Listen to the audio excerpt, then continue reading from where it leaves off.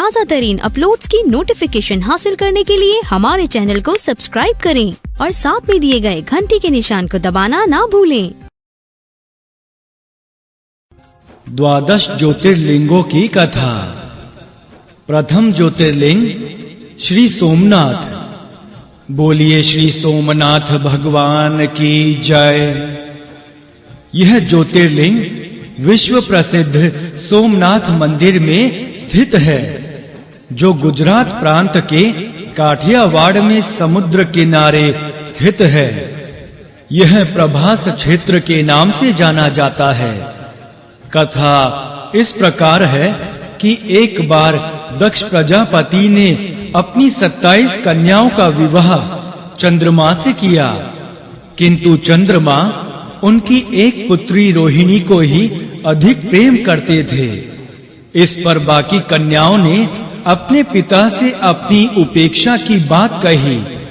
तब दक्ष ने चंद्रमा को समझाया, मगर चंद्र नहीं माने। इस पर दक्ष ने उन्हें क्षय रोगी होने का श्राप दे दिया। चंद्रमा तत्काल क्षयग्रस्त हो गए।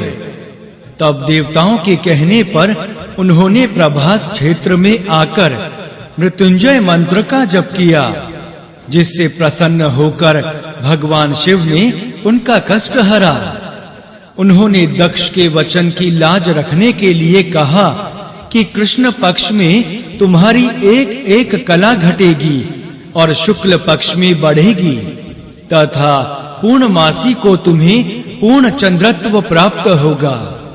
शाप मुक्त होकर चंद्रदेव ने सभी देवताओं के साथ मिलकर मृत्युंजय भगवान से मां पार्वती के साथ प्राणियों के उद्धार के लिए वही निवास करने की प्रार्थना की। तभी से भगवान ज्योतिर्लिंग के रूप में वहां रहने लगे। श्री सोमनाथ जी दर्शन फल। श्री सोमनाथ जी के दर्शन मात्र से ही मोक्ष का मार्ग सरल हो जाता है। बोलिए श्री सोमनाथ भगवान की जय। द्वितीय ज्योतिर्लिंग श्री मल्लिका अर्जुन। बोलिए श्री मल्लिका अर्जुन भगवान की जय। यह ज्योतिर्लिंग आंध्र प्रदेश में कृष्णा नदी के तट पर श्री शैल पर्वत पर स्थित है। इस पर्वत को दक्षिण का कैलाश कहा जाता है। कथा इस प्रकार है। एक बार शिवपुत्र श्री गणेश और कार्तिकेय में इस बात को लेकर झगड़ा हो गया कि पहले किसका विवाह हो। इसके निर्णय के लिए यह सिद्ध होना जरूरी था कि बड़ा कौन है। भगवान शिव मां पार्वती ने कहा, जो पृथ्वी का पहले चक्कर लगाएगा वही बड़ा है, उसी का विवाह पहले होगा।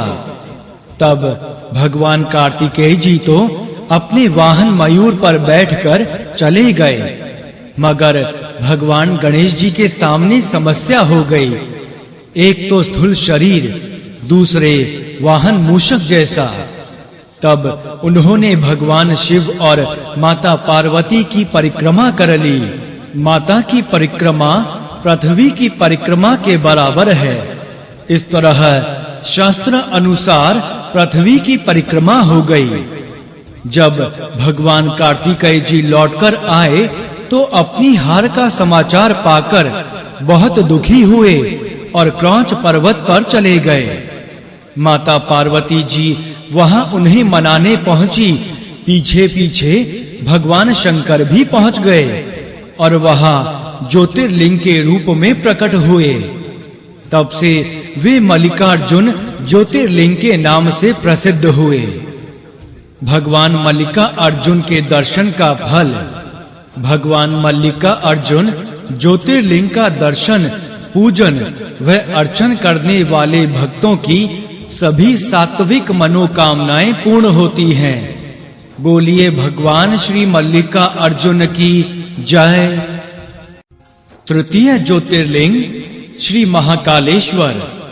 बोलिए भगवान श्री महाकालेश्वर की जय। यह परम पवित्र ज्योतिर्लिंग मध्य क्षेत्र के उज्जैनी नगरी में क्षिप्रा नदी के तट पर अवस्थित है। कथा इस प्रकार है।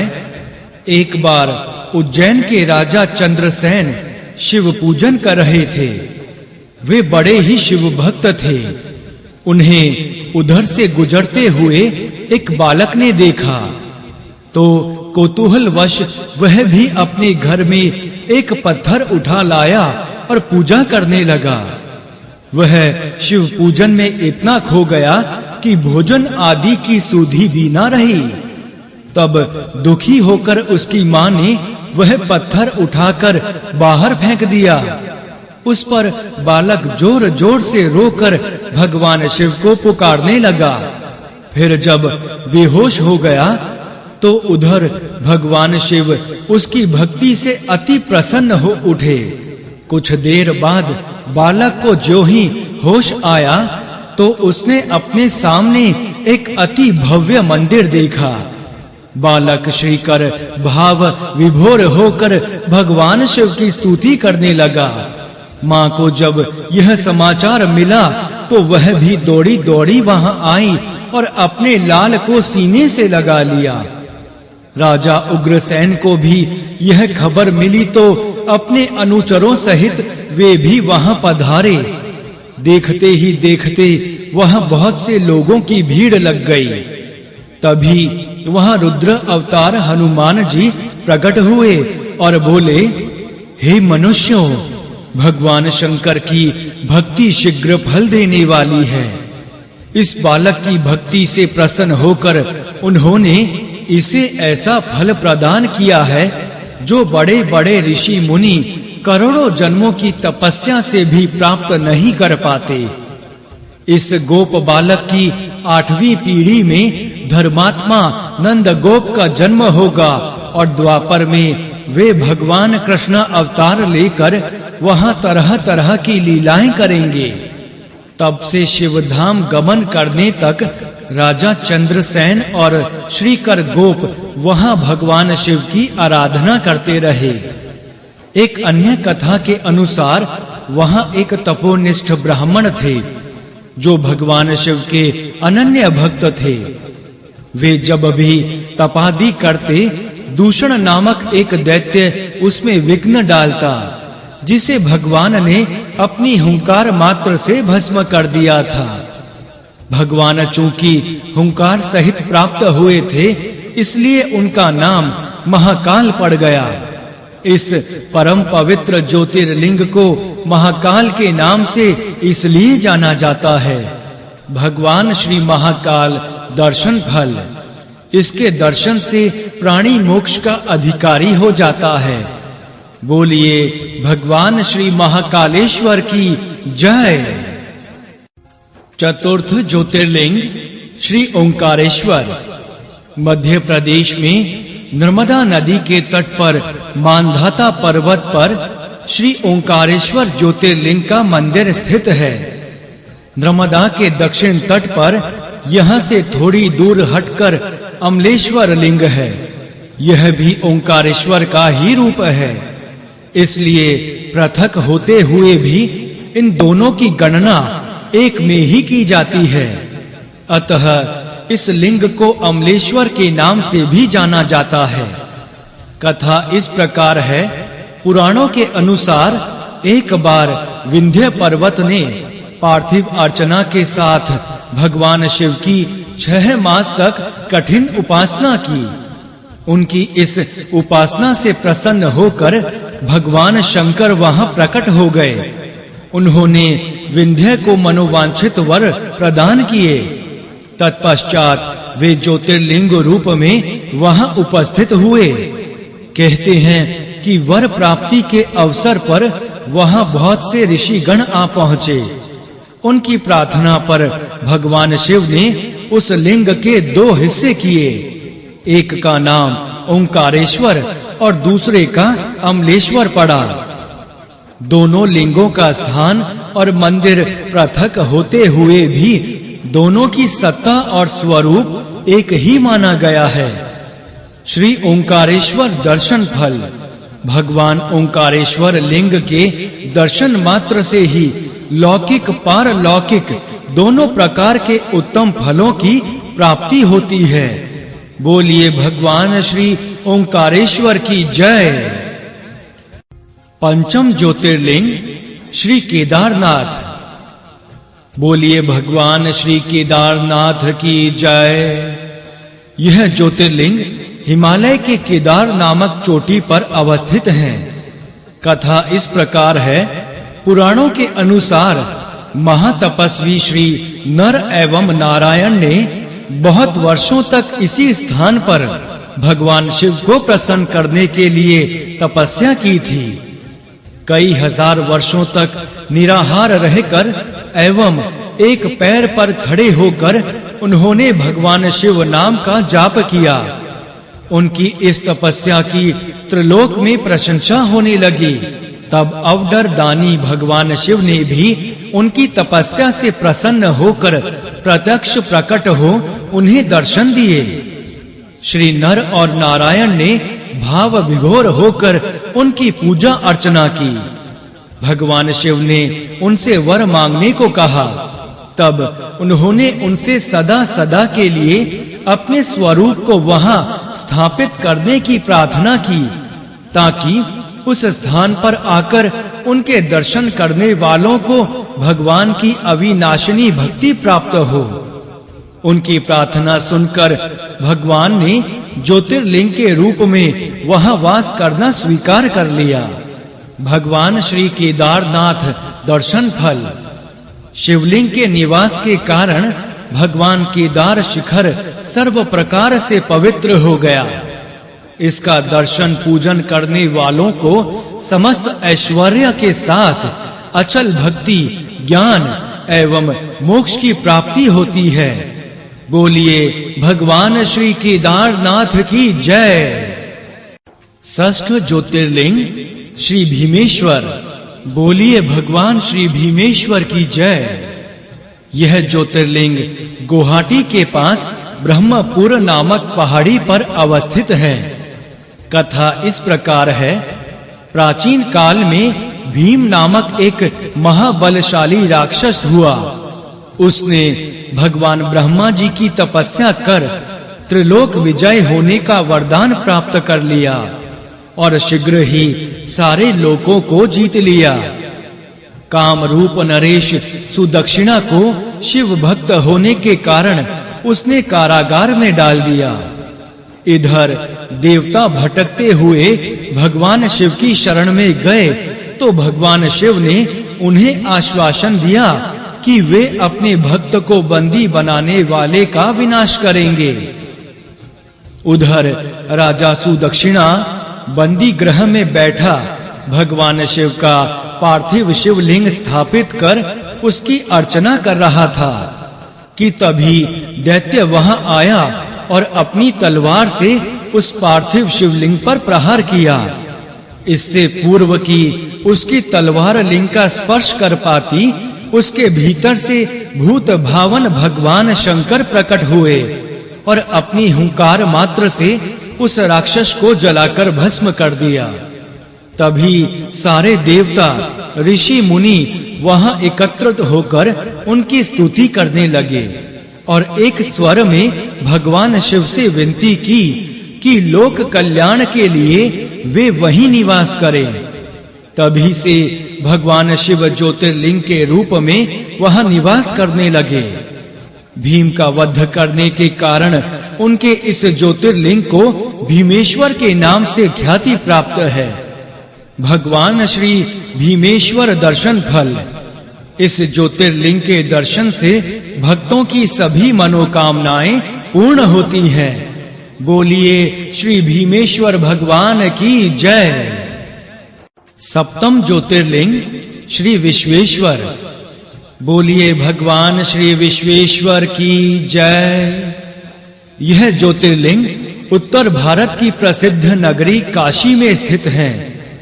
इस नगरी का प्रलय काल में भी लोप नहीं होता। इस ज्योतिर्लिंग के दर्शन का पुराणों में विशेष महत्व बताया गया है। कथा इस प्रकार है कि भगवान शंकर माता पार्वती जी का पानी ग्रहण करके कैलाश पर ही रह रहे थे, मगर माता पार्वती जी को यह अच्छा नहीं लगता था। एक दिन उन्होंने भगवान शिव से कहा, आप मुझे अपने घर ले चलिए, यहाँ रहना मुझे अच्छा नहीं लगता। शादी के बाद सभी लड़कियां अपने पति के घर जाती हैं और मुझे पिता के घर में ही रहना पड़ रहा है। भगवान शिव ने उनकी बात स्वीकार कर ली और पार्वती जी को साथ लेकर अपनी पवित्र नगरी काशी में आ गए और यहाँ आकर वे विश्वेश्वर ज्योतिर्लिंग के रूप में स्थापित हो गए।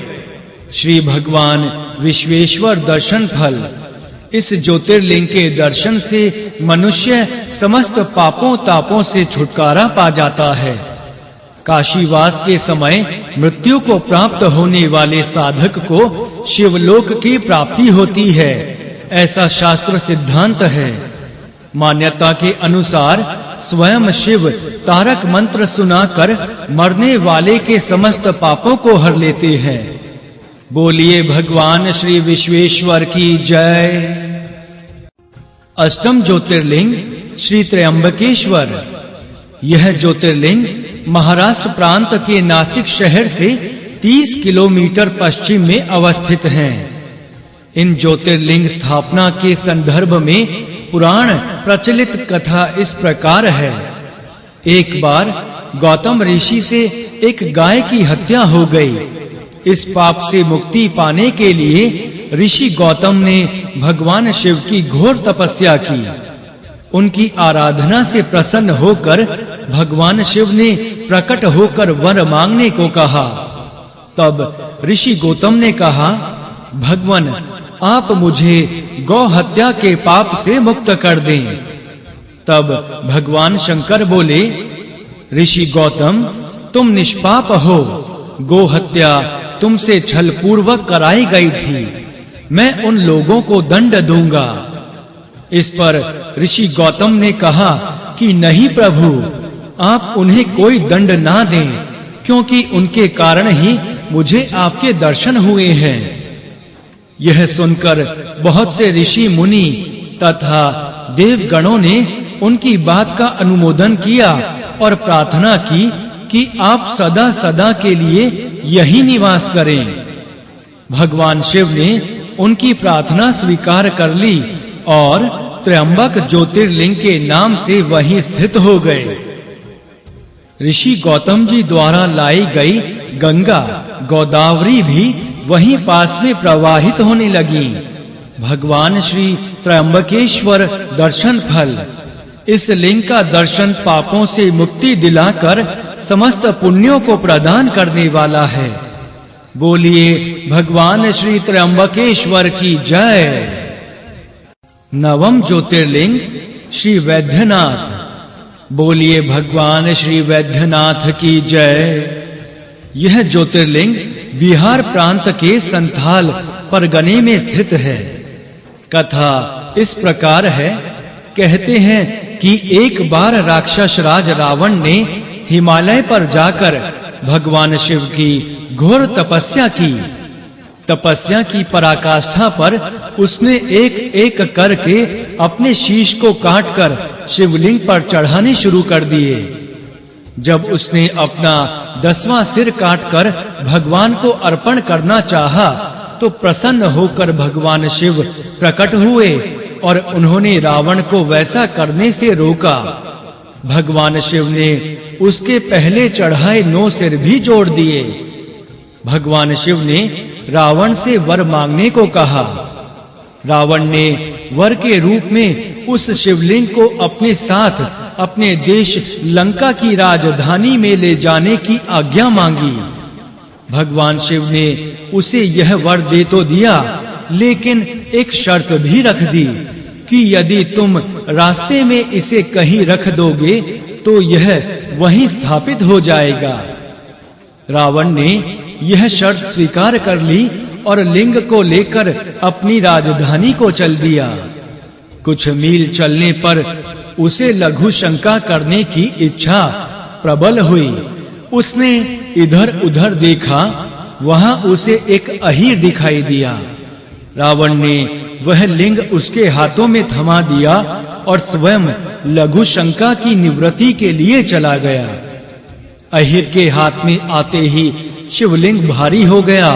उसने काफी प्रयास किया कि वह शिवलिंग को जमीन पर ना रखे, लेकिन जब उठा पाना असहनीय हो गया तो घबराकर उस अहिर ने वह लिंग वहीं पृथ्वी पर रख दिया। जब लौटकर रावण आया तो उसे ना उठा पाया। इस प्रकार वह लिंग सदा सदा के लिए वहीं स्थापित हो गया। बाद में रावण ने उस पर अपने अंगूठे से निशान लगाया और दुखी मन से लंका को लौट गया। यही लिंग श्री वैद्यनाथ के नाम से प्रसिद्ध है। भगवान श्री वैद्यनाथ दर्शन फल। पुराणों में बताया गया है कि जो मनुष्य इस ज्योतिर्लिंग का दर्शन करता है उसे अपने सब पापों से छुटकारा मिल जाता है। फल स्वरूप ईर्ष्या, द्वेष, क्रोध आदि विकारों का उसमें पूर्णतः अभाव हो जाता है।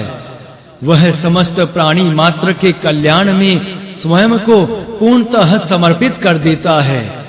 बोलिए भगवान श्री वैद्यनाथ की जय। दशम ज्योतिर्लिंग श्री नागेश्वर। बोलिए भगवान श्री नागेश्वर की जय। भगवान शिव का यह प्रसिद्ध ज्योतिर्लिंग गुजरात प्रांत में श्री द्वारकापुरी से लगभग 17 मील की दूरी पर स्थित है। कथा इस प्रकार है, एक बड़ा ही धर्मात्मा और सदाचारी वैश्य था, जो भगवान शिव का अनन्य भक्त था। सोते जागते, उठते बैठते, खाते पीते वह भगवान की शिव भक्ति शिवार्चन में लीन रहता था। उसी स्थान पर एक राक्षस रहा करता था, जो उसे शिवार्चना करते देख क्रोधित होकर उसका अहित करने की बात सोचता रहता था। एक बार नौका द्वारा सुप्रिय दूसरे नगर को जा रहा था कि दारुक नामक उस दैत्य ने उसकी नौका पर हमला करके वैश्य सहित सभी यात्रियों को पकड़ लिया तथा अपनी गुफा में ले जाकर कैद कर दिया। वहां भी वैश्य का विश्वास डिगा नहीं। वह वहां दूसरे बंदियों को भी आश्वासन देता कि भगवान शिव हमारी रक्षा अवश्य ही करेंगे। जब सभी भगवान शिव की स्तुति करने लगे तो राक्षस बौखला गया। उसने अपने अनुचरों को सभी बंदियों की हत्या करने का आदेश दे दिया। वे कुछ कर पाते उससे पूर्व ही उस बंदी गृह में भगवान शिव एक ऊंचे स्थान पर चमकते हुए सिंहासन पर स्थित होकर शिवलिंग के रूप में प्रकट हो गए। सुप्रिया को अपने दर्शन देकर उन्होंने उसे अपना पाशुपत अस्त्र भी प्रदान किया, जिसकी सहायता से उसने दारुक व उसके अनुचरों का वध कर दिया। तत्पश्चात वह शिवधाम को गमन कर गया। भगवान श्री नागेश्वर दर्शन फल। इनके दर्शन की शास्त्रों में बड़ी महिमा बताई गई है। दर्शन करने वाले मनुष्य सभी सुखों का भोग करके अंत में शिव के परम धाम को गमन करते हैं। बोलिए भगवान श्री नागेश्वर की जय। एकादश ज्योतिर्लिंग श्री सेतुबंध रामेश्वरम। बोलिए भगवान श्री सेतुबंध रामेश्वरम की जय।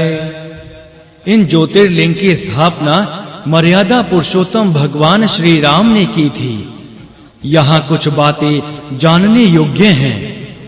भगवान श्री विष्णु के अवतार हैं भगवान श्री राम। श्री राम भक्त हनुमान रुद्र के 11वें पुरुष अवतार हैं। शिव भक्त है रावण। उसने भगवान रुद्र के समक्ष भी अपने अभिमान का प्रदर्शन किया था।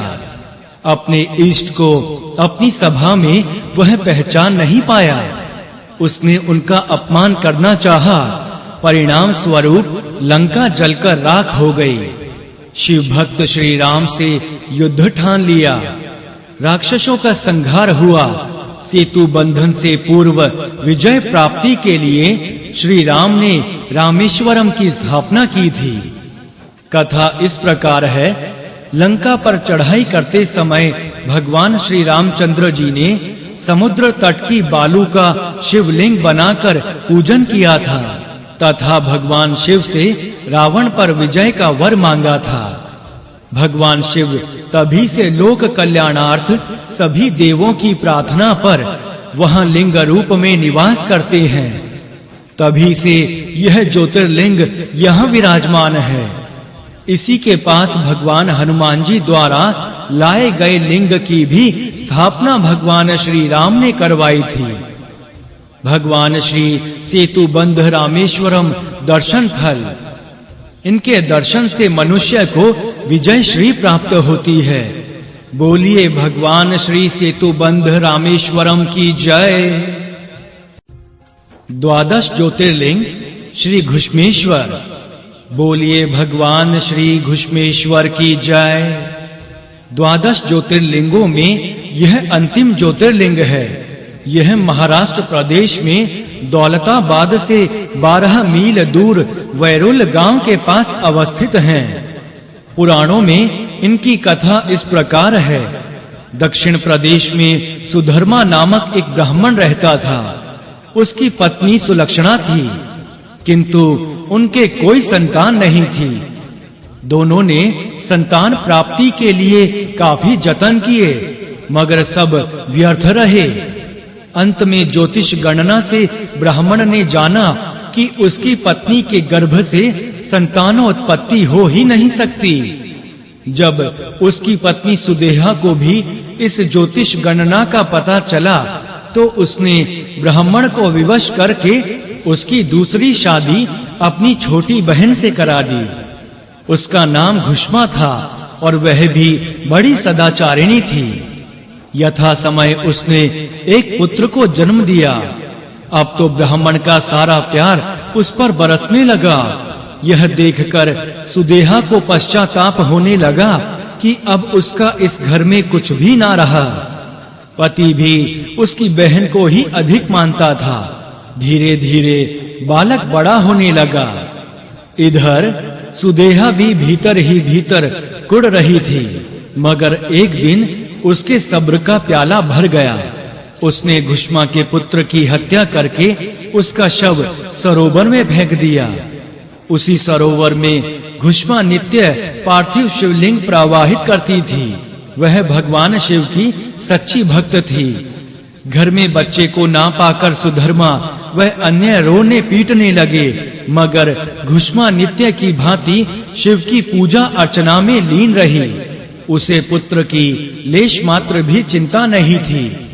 पूजा समाप्त करके उसने सरोवर की मिट्टी से ही बने पार्थिव शिवलिंग को सरोवर में छोड़ दिया और पलटकर घर की ओर चल दी। तभी सरोवर से उसका पुत्र निकलता दिखाई दिया, मानो खेलता हुआ कहीं से लौट आया हो। तभी भगवान शिव वहां प्रकट हुए और घुष्मा से वर मांगने को कहा। भगवान शिव बेहद क्रोध में थे।